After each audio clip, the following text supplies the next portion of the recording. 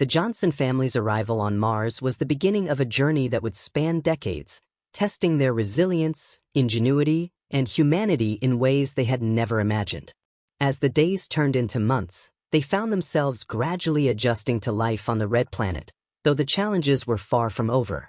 Their story became not only one of survival but of building a normal life in a world so unlike Earth. In the first year, the family's focus was on establishing their home within the protective confines of their habitat. The dome was small but efficiently designed, with separate sleeping quarters, a shared living area, and workspaces for their individual projects. The children had their own spaces to decorate, which helped them feel more at home. Mia hung star charts and photographs of Earth, while Leo lined his walls with drawings of robots and spaceships he wanted to build. Alan and Sarah took charge of maintaining the dome systems, ensuring that air, water, and power remained steady. Solar panels on the surface provided energy, and a complex recycling system conserved water. Sarah's greenhouse quickly became the heart of the habitat. Rows of leafy greens, tomatoes, and even a few flowering plants thrived under the artificial lights. The sight and smell of living things were a balm to their spirits in an otherwise barren landscape. Despite the initial excitement, the isolation weighed on them. The connection to Earth, while invaluable, was delayed by up to 24 minutes due to the distance. Video calls with friends and extended family were bittersweet reminders of the life they had left behind.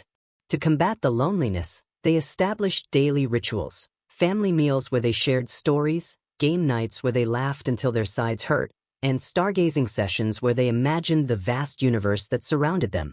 Schooling for Mia and Leo became a blend of virtual lessons from Earth and hands-on learning from their parents. Mia excelled in science, eagerly assisting Sarah in the greenhouse and helping Alan repair equipment. Leo, meanwhile, showed a natural talent for engineering, often repurposing spare parts into small gadgets and tools. One day, he surprised the family with a self-sustaining water purifier he had built using salvaged components. As the years passed, the Johnsons adapted to the rhythms of Martian life. The days, slightly longer than Earth's, became their new norm. They celebrated birthdays, marking each milestone with small but heartfelt gestures. On Mia's 18th birthday, Alan and Sarah surprised her with a hand-carved Martian rock pendant, a symbol of her coming of age on this alien world. The family's exploration of the Martian landscape grew more adventurous. Alan led expeditions to nearby craters and canyons, where they collected samples and documented the terrain. Mia, now a budding geologist, took the lead in analyzing the samples, discovering traces of ancient water in rock formations. These discoveries filled them with a sense of purpose, knowing they were contributing to humanity's understanding of the planet. Leo's curiosity led to the creation of a small rover, which he programmed to explore areas too dangerous for the family to visit. The rover, affectionately named Scout, became a crucial tool in their adventures, capturing images and data from miles away. The family often gathered around Scout's monitor, marveling at the alien beauty of their new home. Over time, the Johnsons became integral to the growing Martian colony. Alan used his engineering expertise to design more efficient habitats, while Sarah's agricultural innovations ensured a steady food supply. Mia's research led to the discovery of underground ice deposits, a breakthrough that provided a critical source of water for the colony. Even Leo, now a teenager, contributed with his inventions, including a drone system that mapped the terrain and monitored weather patterns. Despite their successes, life on Mars was not without hardships. Dust storms, some lasting weeks, often tested their resolve. The storms blocked sunlight, forcing them to ration power and rely on reserves. Communication with Earth sometimes failed, leaving them isolated for days. Yet, these challenges only strengthened their bond. They learned to lean on one another, finding solace in their shared experiences. As the colony expanded, so did the opportunities for social interaction. New families arrived, bringing with them children for Mia and Leo to befriend.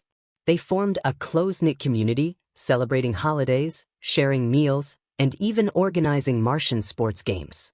Leo became the colony's unofficial fixer, repairing anything from malfunctioning drones to greenhouse systems. Mia, now in her 20s, took on a leadership role, mentoring younger colonists and leading scientific missions. One of the most significant milestones came when Sarah and Alan spearheaded a project to create open-air greenhouses within pressurized domes.